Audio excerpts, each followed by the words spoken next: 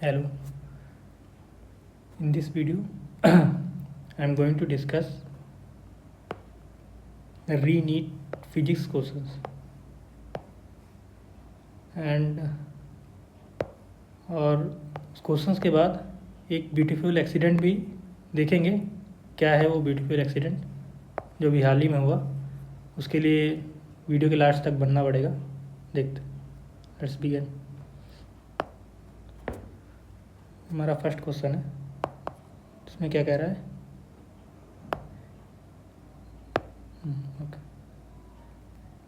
Steady state current the circuit show. ठीक है, मैं स्टेडी स्टेट की बात करनी है।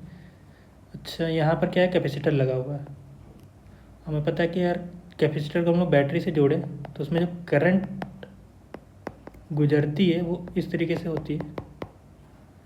अगर स्टेडी स्टेट होगी तो टाइम क्या है? टाइम इन्फिनिटी की तरफ जाएगा और ये पूरी क्वांटिटी क्या हो जाएगी? जीरो की तरफ जाएगी। आई हमारा क्या हो जाएगा? जीरो। इस कैपेसिटेंस वाले जो पोर्शन है यहाँ पर जीरो होगा, एक मतलब यहाँ से करंट जाएगा ही नहीं चार्ज होने के बाद। तो इसका मतलब क्या होगा? जो हम लोग का करंट होगा स्टेडी स्टेट में वो हमारा क्या होगा? V/2+3। ये और ये सीरीज़ में लगे हैं तो इसलिए ये क्या हो जाएगा हमारा 2 एम्पियर।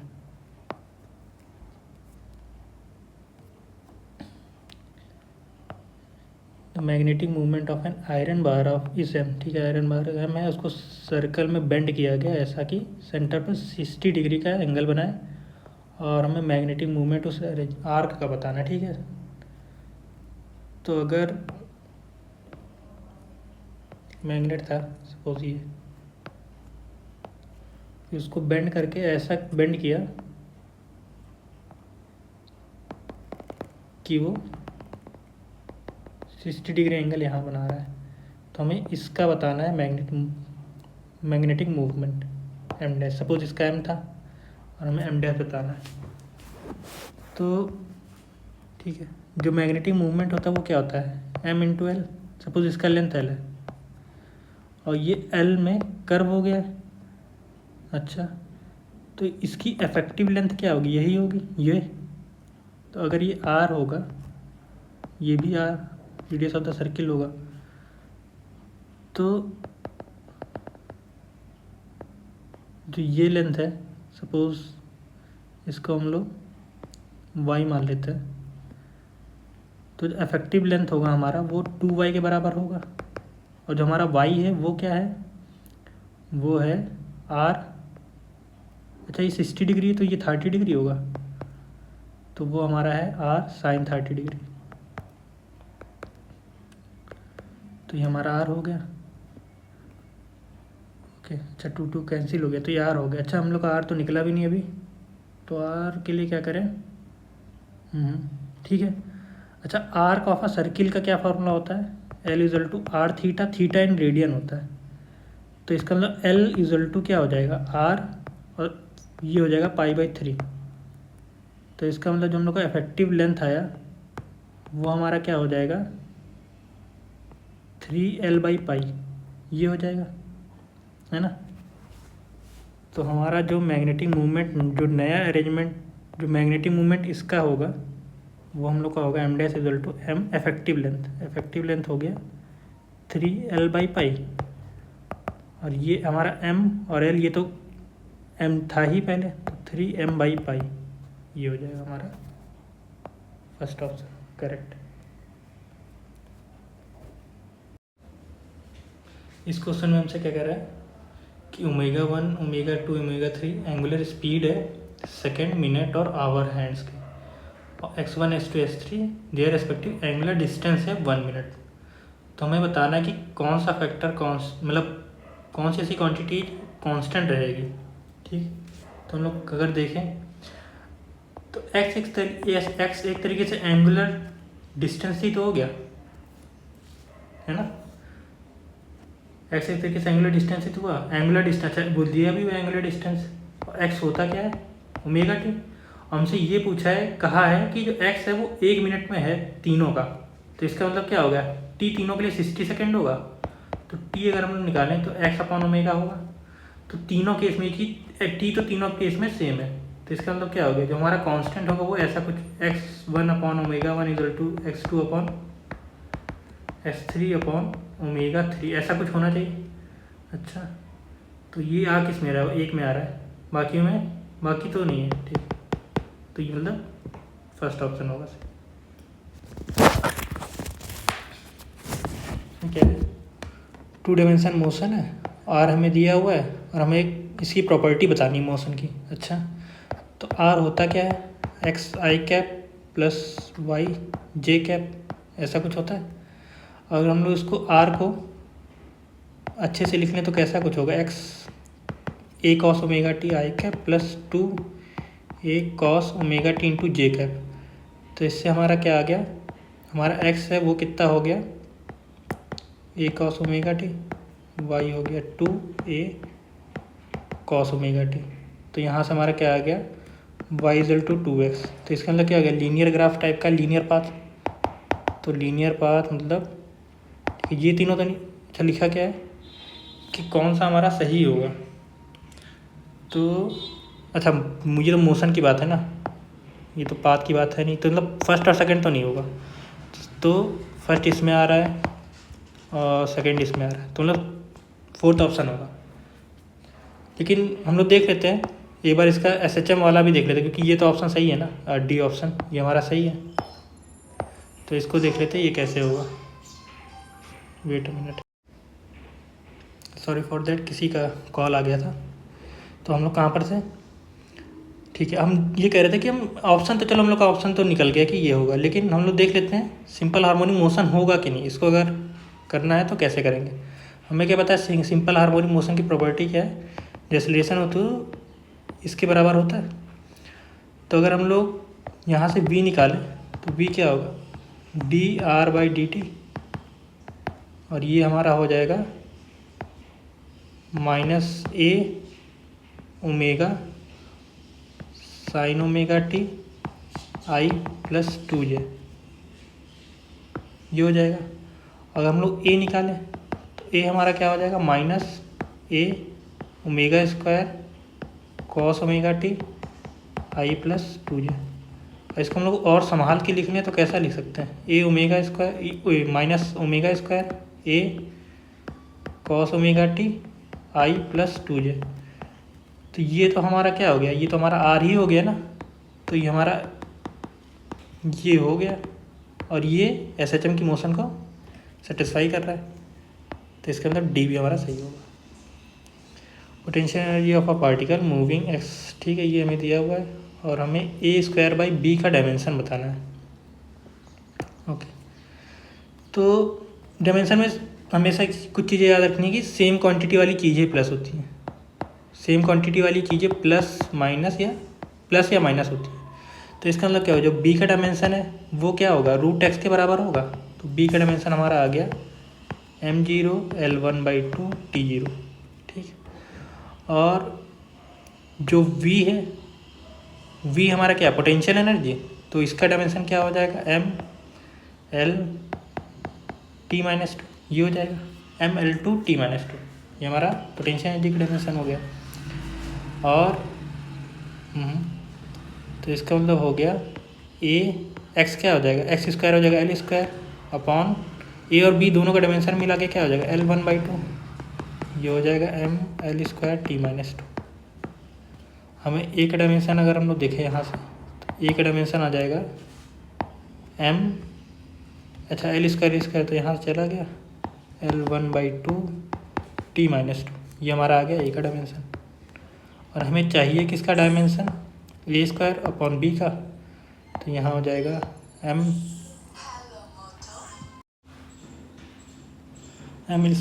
ठीक, a² क्या हो जाएगा, m² L/T-4, और b हमारा क्या था, ठीक है, m तो 0 ही है और t भी 0 है। तो हमारा जो a² अपॉन b का डायमेंशन वो हमारा होगा m² L1/2 T-4। तो इसका मतलब थर्ड ऑप्शन।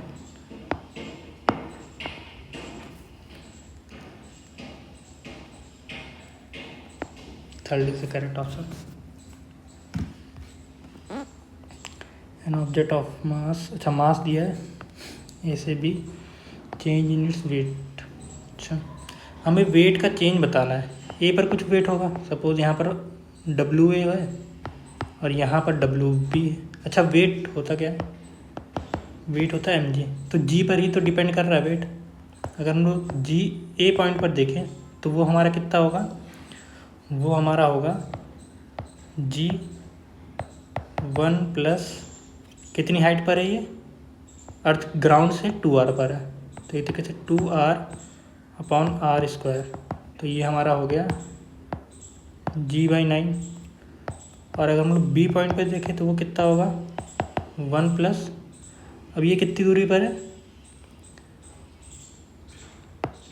2r माइनस, अच्छा 2r ये हो गया, r/2 ये हो गया, तो कितनी दूरी पर होगा 2r माइनस r/2, तो ये हो जाएगा 2r माइनस r/2 कितना हो जाएगा, यहाँ लिख देते हैं 2r minus r/2 upon r इसका स्क्वायर, r तो कैंसिल हो गया 4 और 1 3 हो जाएगा,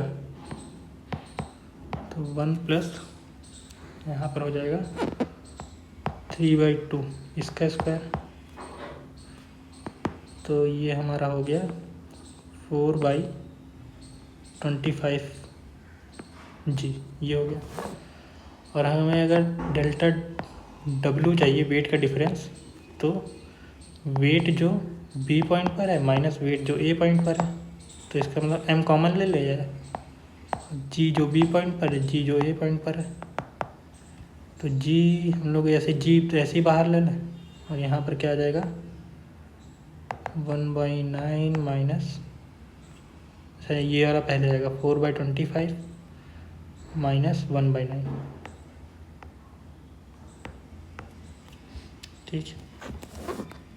तो इसको हम सॉल्व करें, मास कितना है 100 और स्मॉल जी की वैल्यू दी नहीं है, अच्छा 10 दी है, ठीक है, तो अच्छी बात है 10 है, वरना तो फिर 25 × 9 और यहाँ क्या हो जाएगा 4 9 जा 36 माइनस 25, ठीक है। तो यहाँ से हमारा डेल्टा डब्ल्यू कितना आया, अच्छा यहाँ हम सॉल्व कर 25 4 जा 100 हो जाएगा, और ये 9 है और 36 और 25 का डिफरेंस 11 हो जाएगा, तो लगभग कितना आ रहा है ये 10 11 लगभग 44 के करीब आना चाहिए, 44 से थोड़ा ज़्यादा, 44 से थोड़ा सा ज़्यादा होना चाहिए जो हम लोग की वैल्यू है डेल्टा डब्ल्यू, तो थोड़ा सा ज़्यादा तो यही हुआ 49। वैसे अगर इसको सॉल्व करें तो देखिए कितना आता है, तो 44 को अगर हम 9 से करें डिवाइड, तो 9 से करेंगे 4 9 जा 36 4 8 हो जाएगा 0.0 और 9 9 जा 81, लगभग उसी करीब आएगा, तो वही 49 आएगा। डिस्प्लेसमेंट ऑफ ट्रैवलिंग, ठीक है, हमें एक ट्रैवलिंग वेव की इक्वेशन दी हुई है और हमसे पूछा क्या है फ्रीक्वेंसी ऑफ द वेव। अच्छा ट्रैवलिंग वेव की जो इक्वेशन होती है हमें पता है वो क्या होता है y = a sin ωt - kx। तो अगर हम लोग इस इक्वेशन में देखें तो इस इक्वेशन में ओमेगा टी जो है वो हमारा क्या है 2π/λ × at, तो यहाँ से हम लोग का फ्रीक्वेंसी आ जाएगा। अच्छा पूछा क्या फ्रीक्वेंसी, और ओमेगा क्या होता है 2π/μ, 2π/λ × a, तो 2π कैंसिल हो जाएगा, जो हमारा फ्रीक्वेंसी आएगा वो a/λ आएगा, तो ये हमारी फ्रीक्वेंसी आएगी a/λ, फोर्थ ऑप्शन।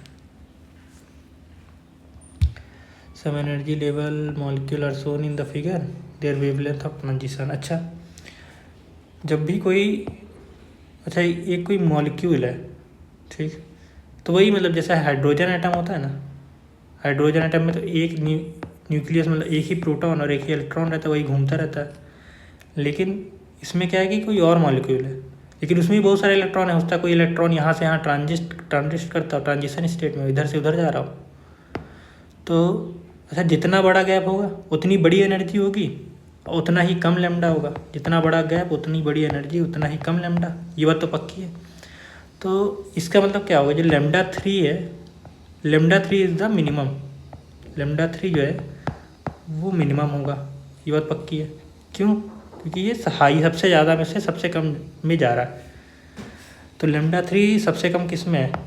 अगर देखें ये तो गलत है, क्योंकि ये तो बराबर ही कर दिया, और ये भी गलत है, बल्कि बराबर क्या, बड़ा ही दिखा दिया लेमडा 3 को। तो इसका मतलब हमारे पास 50-50 पर हम लोग तो ऐसे ही आ गया। अच्छा, तो इसको सॉल्व भी कर लेते हैं। सॉल्व करने के लिए क्या होता है, delta E equal to S C by lambda. तो अगर हम लोग इस केस की बात करें, इन सबको कुछ नंबर दे देते हैं। सपोज इसको ए दे दिया, इस वाले को बी दे दिया, इस वाले को सी। तो हम लोग अगर ए वाले की बात करें तो ए वाले में क्या होगा, 4e minus 2e equal to S C upon lambda 3। तो यहाँ से हमारा एस सी अपॉन लेमडा 3 कितना आ जाएगा, 2e, ये आ गया। और लेमडा 3 हमारा क्या आ जाएगा, लेमडा 3 हमारा आ जाएगा एस सी अपॉन 2e, हमारा लेमडा 3 आ गया। ऐसे ही हम लोग अगर बी वाले की बात करें तो बी वाले में क्या होगा, एस सी अपॉन लेमडा 2, और यहाँ से हमारा जो लेमडा 2 आएगा वो कितना आएगा, एस सी अपॉन ये 3 माइनस 3, ये 2, तो ई ही बचेगा यहाँ पर, तो हमारा लेमडा 2 आ गया। और ऐसे ही अगर हम लोग सी वाले के केस की बात करें तो एस सी अपॉन लेमडा 3, अच्छा ये लेमडा 1 है, लेमडा 3 है, ये लेमडा 2 है, और ये लेमडा 1 है, तो यहाँ पर लेमडा 1 रखना पड़ेगा भाई, लेमडा 1, ठीक है। तो लेमडा 1 क्या आ गया, एस सी अपॉन ये यहाँ से यहाँ आ रहा है, तो इसका मतलब क्या हो गया, इसका मतलब होगा 4e माइनस 5e बाई 2, तो ये हो गया 8, तो 3e बाई 2, ठीक है। ये सब आ गया, एस सी अपॉन ई तो सभी में आ रहा है, सी अपॉन ई सभी में आ रहा है। और अगर इन दोनों कंपेयर करें तो हमें ये पता चल रहा है कि जो लेमडा 2 है वो 2 टाइम्स है लेमडा 3 के। तो ये किस में दिख रहा है, लेमडा 2 इज़ 2 टाइम्स लेमडा 3। अच्छा, इसमें है, इसमें भी है। अब लेमडा 1 और लेमडा 2 का कंपैरिजन कर लेते हैं। तो अच्छा, लेमडा 1 और लेमडा 2, ये लेमडा 1 है, ये हमारा लेमडा 2 है। तो इसमें क्या है कि जो लेमडा 2 है वो बड़ा है लेमडा 1 से, ये हमें दिख रहा है। तो फोर्थ ऑप्शन हमारा करेक्ट होना चाहिए इसके हिसाब से, कि lambda 2 is greater than lambda 1, lambda 2 equal to 2 times lambda 3, ठीक है। असर्शन और रीजनिंग है, house is made of concrete wall overlaid with foam, keep room hotter during summer, layer of foam insulation prohibits heat transfer as it contains air pockets. देखते, अच्छा assertion की बात अगर हम लोग करें, अगर जैसे कभी तुम लोग कोई बिल्डिंग, कोई काफ़ी शहरों में ऐसा करते हैं कि जो जैसे मान लो बहुत ऊंची बिल्डिंग है और वहाँ गर्मी खूब पड़ती है, तो वहाँ फ्लोर्स होंगे, तो सबसे ऊपर वाला फ्लोर होगा, उसकी छत पे कभी देखो तो ऐसा बोलो डिवीज़न करके स्क्वायर्स के, और वहाँ पर थर्माकोल, यहाँ पर थर्माकोल्स भर देंगे वो लोग, ताकि, और भरते क्यों है, क्योंकि उस इलाके में गर्मी खूब पड़ती है। तो थर्माकोल क्या होता है, पुअर कंडक्टर ऑफ हीट होता है। तो उससे क्या होता है कि वो जो रूम होता है कंपेरेटिवली कूलर रहता है, गर्मी में उतनी दिक्कत नहीं आती, जो भी इंसान वहाँ रहता है, इस वजह से उसको ऐसा करते हैं वो लोग। तो इसमें क्या है, फोम लगाने से तो वो हॉट हो जाएगा, जो कि पता है foam is a bad conductor of heat. तो ये पहला असर्शन हमारा गलत है, तो इसका मतलब क्या हो गया, ये नहीं हो सकता। और अच्छा, रीजनिंग का भी देख लेते, the layer of foam insulation prohibits heat transfer contain air pockets, ठीक है, वो ये भी ये सही है। तो मतलब ये हमारा फॉल्स होगा, आर ट्रू होगा। क्यों, जो फोम होता है ना, फोम में क्या होता है, एयर के पॉकेट्स होते हैं, हमें पता है air is a bad conductor of heat, ठीक। और इसी वजह से अगर कभी ठंडी में देखो, ठंडी में कोई इंसान है वो स्वेटर पहनता है, ठीक, अगर वो सपोज एक स्वेटर है, उसकी थिकनेस इतनी है, अगर वो इसकी दुगनी थिकनेस का कोई स्वेटर पहने और उसी थिकनेस के 2 स्वेटर पहन ले, इस वाले इंसान को कम ठंडी लगेगी, इस वाले को थोड़ा ज़्यादा लगेगी, इसके हिसाब, इसके मुकाबले। क्यों, क्योंकि दो स्वेटर के लेयर के बीच में एयर आ जाएगी। Air is a bad conductor of heat. तो काफ़ी अच्छा, मतलब कॉन्सेप्चुअली अगर देखा जाए तो अच्छा क्वेश्चन था। मेटेलिक वायर, अच्छा है, लेंथ है, रेसिस्टेंस 10 ओम है, उसको स्ट्रेट करके 2L कर दिया गया, फिर उसको क्या किया गया, बेंड कर दिया गया परफेक्ट सर्किल में, और रेसिस्टेंस अक्रॉस डायमीटर। ठीक है, सपोज हमारे पास एक वायर है जिसकी लेंथ है L, और फिर उसको क्या किया हम लोगों ने, उसको स्ट्रेच करके उसकी लेंथ कर दी 2L, उसकी लेंथ कर दी 2L। अच्छा, इसका एक तो डायरेक्ट फार्मूला ही थोड़ा याद रखना चाहिए कि अगर कोई वायर है उसकी लेंथ अगर n टाइम्स कर दी जा रही है तो उसका जो रिजल्टेंट रेसिस्टेंस होगा वो जो उसका रेसिस्टेंस पहले था उसके n² टाइम्स हो जाएगा। तो अगर इसकी रेसिस्टेंस कितनी थी 10 ओम, तो इस वाले की रेसिस्टेंस कितनी हो जाएगी, 2 का स्क्वायर मतलब 40 ओम हो जाएगी। फिर इसको क्या किया गया, इस वायर को एक सर्किल, ठीक है, परफेक्ट सर्किल बना लेते हैं, इस सर्किल में बेंड कर दिया गया, और उसके कोई 2 पॉइंट लिया, डायमेट्रिकली अपोजिट पॉइंट ले लिया, और फिर हमें इसका रेसिस्टेंस बताना है। अच्छा, अगर इस पूरे वायर का 40 ओम है, इतने पोर्शन का क्या होगा 20 ओम, और इतने का क्या होगा 20 ओम। तो एक तरीके से ये 20 ओम और 20 ओम के दो रेसिस्टेंस पैरेलल में लग गए, तो इनका जो कंबाइंड रेसिस्टेंस होगा वो हमारा आ जाएगा, या फिर आर नेट वो हमारा आ जाएगा 10 ओम। तो इसलिए फर्स्ट ऑप्शन हमारा सही। ये फॉर्मूला ये तो याद ही कर लेना चाहिए, काफ़ी पूछ रहे हैं आजकल। Radius of gyration of a solid sphere of mass इतना, X Y plane, the radius of sphere is इतना, हमें एक्स की वैल्यू बतानी है। ठीक। अच्छा, हमें ये पता है कि अगर कोई स्फीयर है, सॉलिड स्फीयर, ये सॉलिड स्फीयर है और उसके यहाँ पर ऐसे घूम रहा है, तब उसका मोमेंट ऑफ इनर्शिया क्या होता है, तब उसका मोमेंट ऑफ इनर्शिया होता है 2/5 mr²। और हमें चाहिए टेंजेंट के अलाउंग, तो उसके लिए हम लोग क्या कर लेंगे, पैरेलल एक्सिस थ्योरम लगा लेंगे।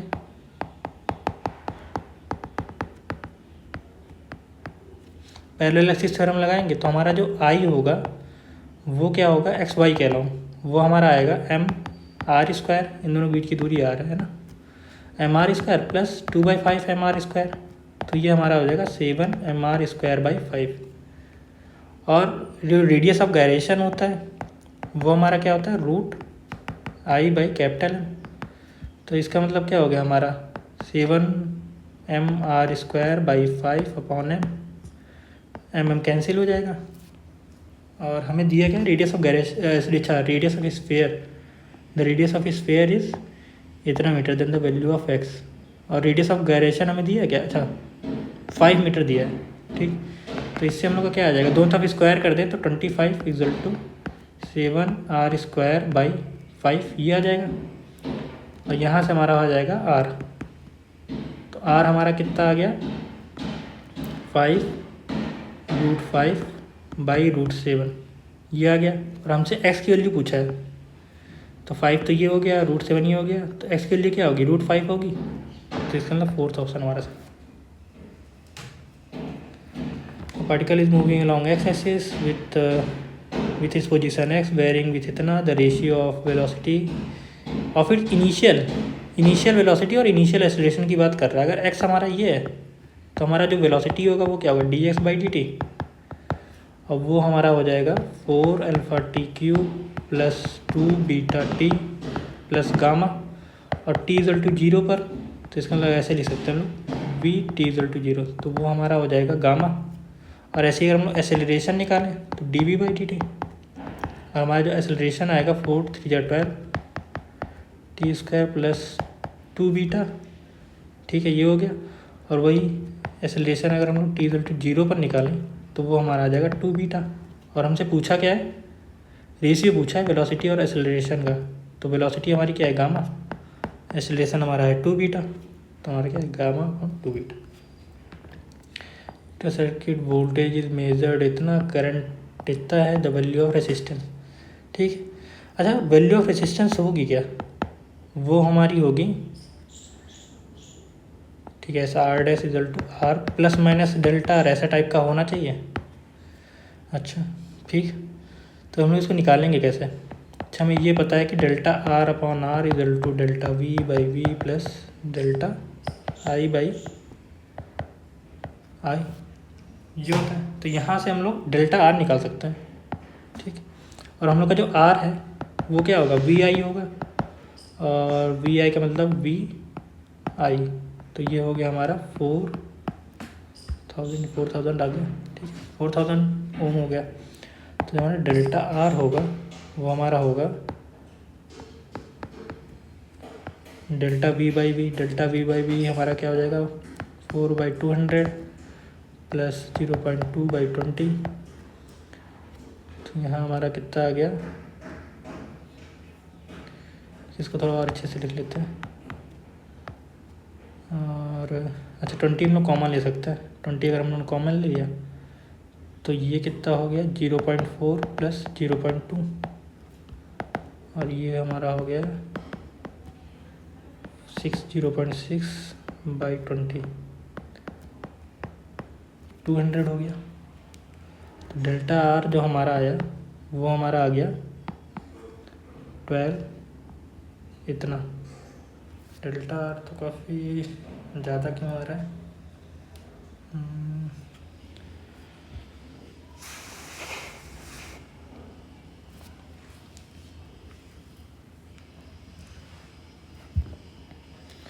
प्लस माइनस का डेल्टा, ठीक है वो भी ठीक है। 20 यहाँ से लिया, 10 यहाँ था, और 400 यहाँ से आ गया, ओके। तो और हमारा अच्छा यहाँ पर दिक्कत है, ये थोड़ा सॉरी फॉर दैट, यहाँ थोड़ी दिक्कत है। आर जो हमारा होता है वो हमारा था वी बाई आई, तो इस हिसाब से वह वी बाई आई मतलब 20, तो ये हमारा हो गया 10 ओम। तो यहाँ पर कुछ नहीं है, 10 होगा, यहाँ भी 10 होगा, और ये 1/2 हो जाएगा। तो इसका मतलब जो हम लोग का रेसिस्टेंस डेल्टा आर आएगा वो हमारा कितना आएगा 0.3, ठीक। अच्छा 0.3 आ गया तब तो ऐसे भी तुरंत ही सॉल्व हो गया, इसमें ज़्यादा कुछ करना नहीं है, तुरंत हो गया। और वैसे अगर हम लोग, ठीक है वैसे तो हो ही जाएगा, फिर R plus minus delta R लिखना है। तो आर हमारा क्या था 10 प्लस माइनस 0.3, बस ये हो जाएगा second option. In circuit shown below inductor current flowing through the circuit इतना है, और वोल्टेज ड्रॉप अक्रॉस एल, ठीक है। इसका अच्छा ये ग्राफ था, ये ग्राफ देखा होगा, आई ये वी आर, इंडक्टर का वोल्टेज यहाँ पर होता है और कैपेसिटर का नीचे होता है। तो इसका मतलब क्या होगा, करंट की डायरेक्शन से जो इंडक्टर का वोल्टेज है वो π/2 प्लस π/2 फेज ज़्यादा है। तो इसका मतलब क्या हुआ कि हमारा जो VL होगा, VL हमारा होगा V0 sine omega T plus π/2, क्योंकि फेज डिफरेंस π/2 वो भी पॉजिटिव डायरेक्शन में। और V0 हमारा क्या होगा, V0 हमारा होता है I0 इंटू XL, और साइन ओमेगा टी π/2 ये हमारा हो जाएगा cos ओमेगा टी। तो यहाँ से हमारा I0 आया, I0 हमारा कितना है, अच्छा I0 तो दिया नहीं, तो I0 और XL हमारा क्या होता है, L ओमेगा होता है, L ओमेगा हो गया, और ये हमारा हो गया cos ओमेगा टी। तो ये हमारा आ गया VL। तो हमारा VL आया I0 cos omega T, cos किस में दिख रहा है, इसमें दिख रहा है, ठीक है, I0 cos ओमेगा टी, ठीक है, ये वाला हो जाएगा हमारा omega L I0 cos omega T. Ideal fluid की करेक्ट ऑप्शन हमें बताना है। K1 K2 क्या है, काइनेटिक एनर्जी है पर यूनिट वॉल्यूम x और y पॉइंट पे। अच्छा कॉन्टीन्यूटी का इक्वेशन अगर हम लोग लगा देते हैं, यहाँ पर क्या है, यहाँ पर सपोज एरिया A1 है, यहाँ पर एरिया A2 है, यहाँ पर वेलोसिटी क्या है V1 है, यहाँ पर वेलोसिटी V2 है। कॉन्टीन्यूटी का हम लोग फॉर्मूला लगाएं तो A1 V1 equal to A2 V2 होता है। तो यहाँ से हमें क्या पता चला कि जो V2 अपॉन V1 है वो हमारा हो जाएगा, या फिर v1/v2 है, वो हमारा हो जाएगा a2/a1। तो जितना ज़्यादा एरिया उतना कम वेलोसिटी, तो इसका मतलब हो गया जो x पॉइंट है यहाँ पर वेलोसिटी ज़्यादा है। जो v1 की वेलोसिटी होगी, v जो है वो ग्रेटर देन होगी v2 पे जो वेलोसिटी, मतलब y पॉइंट पे जो वेलोसिटी है। तो इससे जितनी ज़्यादा वेलोसिटी उतना ज़्यादा काइनेटिक एनर्जी। तो इसका मतलब k1, इसमें ऑप्शन नहीं दिए हैं क्या ऑप्शन, तो k1 is greater then k2, ये हमारा आएगा। Object moving along x direction, 10 joule पहले दिया गया और डिस्प्लेसमेंट इतना हुआ, फोर्स ये था। Kinetic energy of the object at the end of the displacement. अच्छा, तो जो काइनेटिक एनर्जी में चेंज आएगा वो वर्क डन जितना किया गया उसी के बराबर होगा। तो F.x ये होगा, और हमें के फाइनल बताना है। और पहले जो एनर्जी दी गई थी वो 10 जूल दी गई थी, और फोर्स हमारा क्या है प्लस का 3j, और डिस्प्लेसमेंट हमारा हो रहा है 3i कर देते हैं 3i। तो यहाँ पर हो गया -6 जूल -10 kF। तो हमारा जो kF होगा वो कितना होगा 4 जूल। इलेक्ट्रॉन अल्फा पार्टिकल है, एक्सेलरेटेड, सेम पोटेंशियल डिफरेंस है, और उन दोनों का जो डी ब्रोगली वेवलेंथ है वो इलेक्ट्रॉन का लेमडा ही है और अल्फा पार्टिकल लेमडा अल्फा है। तो हमें उसके रिलेशन को बताना है। तो अगर कोई पार्टिकल है उसका वेवलेंथ, डी ब्रोगली वेवलेंथ क्या होता है h/p, और जो मोमेंटम है, अगर कोई वोल्टेज अप्लाई की जाती है तो वो जो पार्टिकल मोमेंटम गेन करता है, चार्ज पार्टिकल, तो वो कितना होता है, ये इसके बराबर होता है। तो यहाँ पर क्या चीज़ सेम होने वाली है, तो एक तरीके से जो लेमडा है वो डिपेंड किस पे करेगा, 1/√m × क्यू। तो एक तरीके से जो अल्फ़ा अपॉन ई की बात अगर हम लोग करें तो ये हो जाएगा me, और इस पे जो चार्ज होगा इलेक्ट्रॉन पे वो तो ई ही होता है। और जो अल्फ़ा की बात है तो मास ऑफ अल्फ़ा कितना होता है, मास ऑफ अल्फ़ा, ठीक है, मास ऑफ अल्फ़ा ही लिख देते हैं। और यहाँ पर जो चार्ज होता है अल्फ़ा पार्टिकल वो होता है 2 times of the charge of the electron. तो ये कैंसिल हो जाएगा। तो यहाँ से हमारा क्या आया,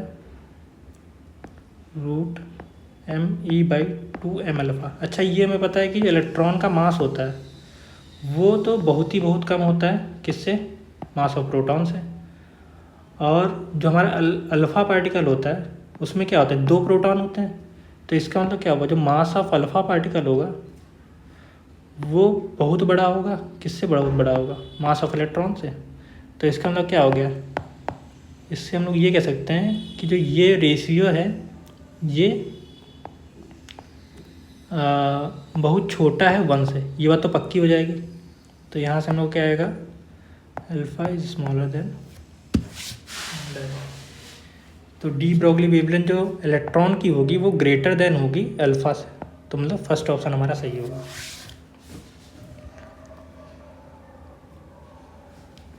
इसकी वेलोसिटी फ्रॉम अर्थ, अच्छा इसकी वेलोसिटी अगर अर्थ से भी है, एक कोई प्लेनेट है जिसका मास जो है 9 टाइम्स अर्थ से और उसका रेडियस 16 टाइम्स अर्थ से, तो उसकी इसकी वेलोसिटी में बतानी है। अच्छा, हमें इसकी वेलोसिटी पता है क्या होती है, इसकी वेलोसिटी √2gh, और g यहाँ पर क्या है, ये तो अर्थ की बात होगी। अगर जनरल बात की जाए तो एक्सेलरेशन ऑन द प्लेनेट ऐसा बात कर सकते हैं। तो अच्छा, अगर उस प्लेनेट की मैं बात करूँ तो उसकी इसकी वेलोसिटी क्या होगी, √2, और उस प्लेनेट का जो एक्सेलरेशन ड्यू टू ग्रेविटी वो हम लोग कैसे लिखते हैं, जी मास ऑफ दैट प्लेनेट। अच्छा, पहले लिख लेता हूँ, mass of that planet upon radius of that planet, उसका स्क्वायर इंटू, अच्छा ये एच नहीं होगा, √2g r होता है, √2gr होता है। तो ये हो जाएगा हमारा √2gr। ये तो अर्थ की बात हो रही थी, ये प्लेनेट, ठीक है। तो क्या हो जाएगा, रेडियस ऑफ द प्लेनेट। तो ये हमारा हो गया 2, और मास कितना है, मास यहाँ लिख देता हूँ, mass of the planet is 9 times the mass of the earth और radius of this planet is 16 times the radius of the earth. तो यहाँ पर हो जाएगा हमारा G9 me अपॉन 16, तो 16 into 16 R square 16 R square ये हो जाएगा। और इसको और हम लोग ध्यान से देखें तो कितना हो गया 2Gm upon R square 9 upon 16 into 16 into 16। और यहाँ पर चाहिए तो आर स्क्वायर नहीं होगा, यहाँ पर तो आर ही रहेगा ना, ठीक है। तो यहाँ पर रह गया हमारा आर। अच्छा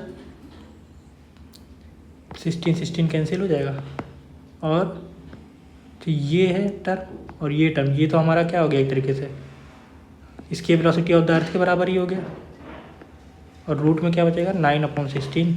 तो इसका मतलब जो स्केप वेलोसिटी उस प्लेनेट की होगी वो कितनी होगी 3/4 times the escape velocity of the earth. मतलब थर्ड ऑप्शन हमारा सही होगा। Incorrect relation of diamagnetic material, ठीक है। एक डायमैग्नेटिक मटेरियल है उसका हमें इनकरेक्ट रिलेशन बताना है और जो एप्सिलॉन है वो बहुत छोटी सी चीज़ है, if it tends to 0 मान लो, ऐसा कुछ हम लोग मान सकते हैं। तो हमें पता है कि जो डायमैग्नेटिक मटेरियल होता है उसकी प्रोबेबिलिटी क्या होती है, जो उसकी ससेप्टिबिलिटी होती है उसका रिलेशन क्या होता है, वो -1 के बराबर या वहाँ से लेकर 0 के बीच में होगा। और ससेप्टिबिलिटी और रिलेटिव परमेबिलिटी का जो रिलेशन होता है वो क्या होता है ये।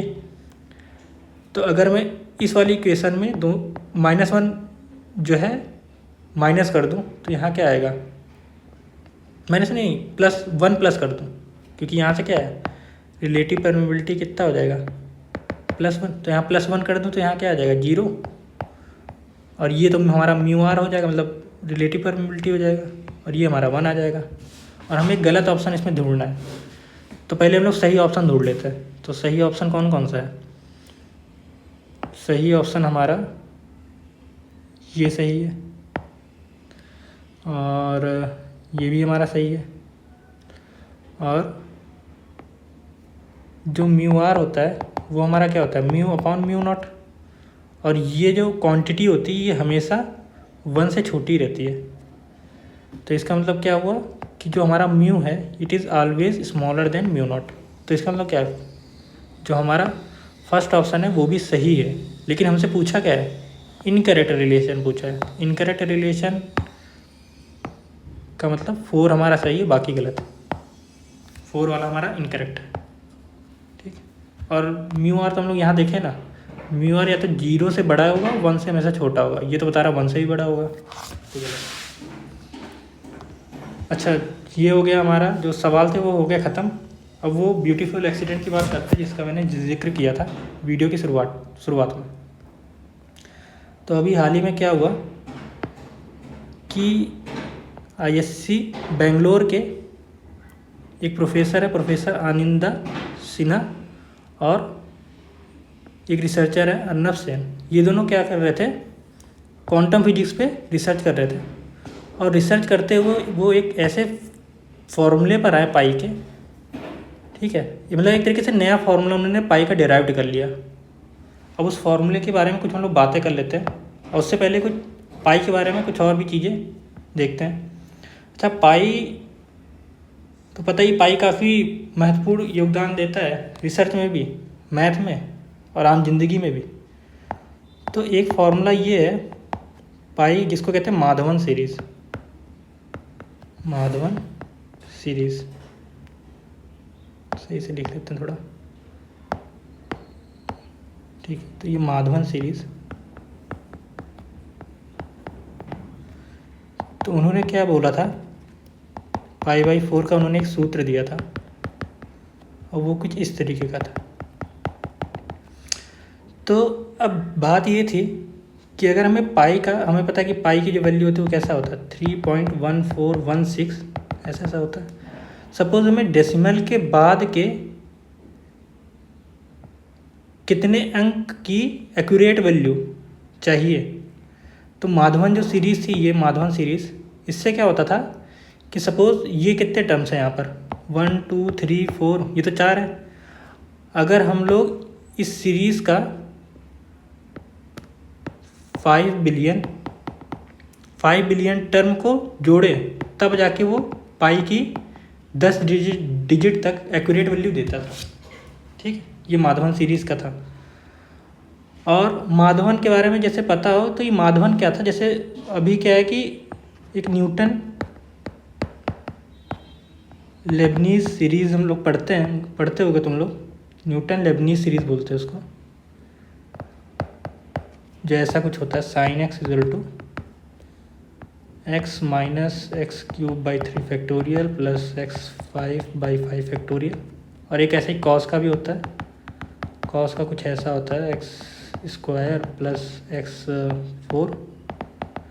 ठीक, तो न्यूटन और जो लेबनीज थे ये 17th सेंचुरी के थे ये लोग, 16 समथिंग में ये लोग हुए थे। और ये सब तो ये लोग कहा करते थे कि ये इन दोनों ने ये इंडिपेंडेंटली इन दोनों सीरीज़ का कुछ खोजा था। फिर दोनों कहते थे कि हमने खोजा, तो इसको न्यूटन लेबनीज सीरीज़ कहा करते थे लोग।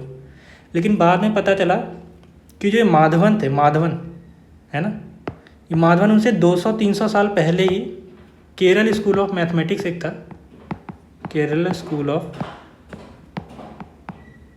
मैथमेटिक्स, वहाँ पर उन्होंने ये सारी सीरीज़ पहली खोज ली थी। तो 2007 में, आई थिंक 2007 में जो ये सीरीज़ है ना, इसका नाम बदल के अब हो गया है Madhavan Newton series, Madhavan Newton series. ठीक, तो ये माधवन सीरीज़ की बात है। माधवन ने ऐसा सूत्र खोजा था, लेकिन इसमें क्या होता था कि 5 बिलियन, अगर आप 5 बिलियन टर्म्स को जोड़े तब जाके पाई की 10 डिजिट तक एक्यूरेट वैल्यू हमें पता चलती थी। और 10 डिजिट तक एक्यूरेट वैल्यू माधवन ने निकाल भी ली थी, ऐसा नहीं है। तो अब पता नहीं उन्होंने कैसे इसकी गणना की होगी, लेकिन ठीक है, माधवन की बात हो रही थी। फिर अब जो इन्होंने किया है, जो हमारे दो अभी साइंटिस्ट हैं, प्रोफेसर अनिंदर सिन्हा और उनके जो असिस्टेंट रिसर्चर है अर्नब सिन्हा, तो इन्होंने क्या किया, इन्होंने जो सूत्र निकाला है पाई का, वो ऐसा है कि अगर उसको सिर्फ 30 टर्म ही ऐड कर दो तभी 10 डिजिट तक हमें एक्यूरेट वैल्यू पाई की मिल जाती। तो इसका मतलब क्या हो गया, उस फॉर्मूले ने जो ये बहुत लंबा काम था ना, 5 बिलियन तक हमें जोड़ना पड़ा था सिर्फ 10 डिजिट तक, 10 डिजिट की एक्यूरेट वैल्यू लेने के लिए, अब वो क्या है सिर्फ 30 टर्म में ही हो जा रहा है। और लेकिन वो काम किस में कर रहे थे, काम वो कर रहे थे क्वांटम फिजिक्स में। और दूसरा ये भी कि आज तक जो सबसे एक्यूरेट वैल्यू जो हमें पता चली है, मतलब या तो पाई की डेसिमल के बाद कितनी डिजिट तक हमें एक्यूरेट वैल्यू पता चली है, वो हमने पता चल पाई अभी तक 105 ट्रिलियन डिजिट तक। और वो जो है कौन से फॉर्मूला था जिससे वो पता चल पाई थी, वो थी पाई सीरीज ऑफ रामानुजा, ये तो सबको पता ही होगा, द रामानुजा। तो उनकी सीरीज़ थी, उससे इतने डिजिट तक एक्यूरेट वैल्यू हमें पता चली। ठीक, तो ये क्या किया इन्होंने, रिसर्च ये कर रहे थे क्वांटम फिजिक्स पे, लेकिन रास्ते में इनको ये भी मिल गया, क्या मिल गया, पाई की कुछ नया फार्मूला मिल गया। तो ऐसे ही क्या है कि जब हम लोग कुछ भी चीज़ करते हैं, सपोज़ यही तैयारी है नीट की, जेई की, तो इसमें क्या है, तैयारी की है, काफ़ी लोग का ये रहता है कि होगा नहीं होगा, लेकिन वो तो दूसरी बात है। लेकिन बात ये है कि इस प्रोसेस से जो गुजरेगा ना, इस प्रोसेस से गुजरने के बाद उसको बहुत सारी चीज़ें जैसे ये इनको मिली ना, वैसे ही कुछ ऐसी चीज़ें मिलेंगी जो हमें अभी नहीं पता चलती, लेकिन बाद में कि हाँ इससे काफ़ी सारी चीज़ें मिली, मेहनत करने को मिला, सोचने का नया तरीका पता चला। तो ये आगे चल के भले ही इंसान आईआईटी या कहीं भी सिलेक्शन ना भी हो, भले ही वो जैसे बीएससी कर लिया आगे चल के, लेकिन उसका जो फिजिक्स मैथ इसके प्रति जो सोचने का तरीका है ना वो बदल गया, और वो हो सकता है कि आगे चल के इसमें और भी रिसर्च, मतलब उसकी रुचि सही में ही इसमें आ गई, ऐसा भी होता है। तो हमें कभी भी कुछ भी करें तो उस पर ऐसा नहीं कि सिर्फ जो नहीं कर्म किए जाए और फल की चिंता ना कर, वैसा कुछ होना चाहिए। मानते हैं कि वो बहुत कहना बहुत आसान है, लेकिन ऐसा हो पाना कि सभी लोगों को फल की चिंता होती है, लेकिन अगर वैसे करते जाएंगे तो कुछ ना कुछ, क्योंकि ये तो बहुत ही अच्छा है, मैंने कहा नहीं एक्सीडेंटली इन्होंने फाइंड किया, मतलब ऐसा कुछ था नहीं, उनका तो मेन काम था क्वांटम फिजिक्स में कुछ ढूंढ रहे थे, इनको ये सब मिला, स्ट्रिंग थ्योरी शायद काम कर रहे थे स्ट्रिंग थ्योरी पे। और ऐसे ही बहुत सारी रिसर्च है जो एक्सीडेंट से ही हुई। सपोज़ ये जो अभी हम देखते हैं एक्सरे हो गया, फिर उसके बाद ये जो माइक्रोवेव है ना, माइक्रोवेव, ये भी ऐसे ही एक्सीडेंट से ही हुआ, काम कुछ और कर रहे थे, हो कुछ और गया। और ये एक शायद ये जो 2D स्ट्रक्चर होता है ना, कार्बन का 2D स्ट्रक्चर, उसका भी ऐसे ही एक्सीडेंट से ही हुआ है, जहाँ तक मुझे याद है। तो बस यही था अ ब्यूटीफुल एक्सीडेंट। और ये माधवन सीरीज़, इनका काफ़ी बड़ा योगदान था। अभी शायद इनकी जो काम है इस पर रिसर्च चल रही है, अभी भी जारी है, ऐसा नहीं है, लेकिन मुझे लगता है इसके माधवन सीरीज़ हो गया, इन सब चीज़ों के बारे में हमारे जो टेक्स्ट बुक है इसमें पढ़ाना तो चाहिए। अब पता नहीं वो कब ऐड करेंगे, करना तो चाहिए ये सब चीज़ें भी, कि हाँ हमारे भारत के भी जो गणतज्ञ थे। अच्छा, एक और चीज़ अभी मुझे याद आई कि जो एक क्वाड्रेटिक इक्वेशन का एक सॉल्यूशन होता है ना, जो हम लोग पढ़ते आए हैं, x इक्वल टू, दूसरा पेन ले लेता हूँ मैं, जो ये एक सॉल्यूशन में पढ़ते हैं x equal to -b plus minus root B square minus 4ac upon 2a। ये क्या है कि हम लोग पढ़ते हैं, लेकिन मैंने क्या किया कि शायद मैं 10th क्लास में था, तो 10th क्लास में क्या, मैं अपने गांव गया, तो वहाँ पर मेरे जो भैया लोग थे, दीदी लोग थे, वो लोग यूपी बोर्ड से पढ़े थे।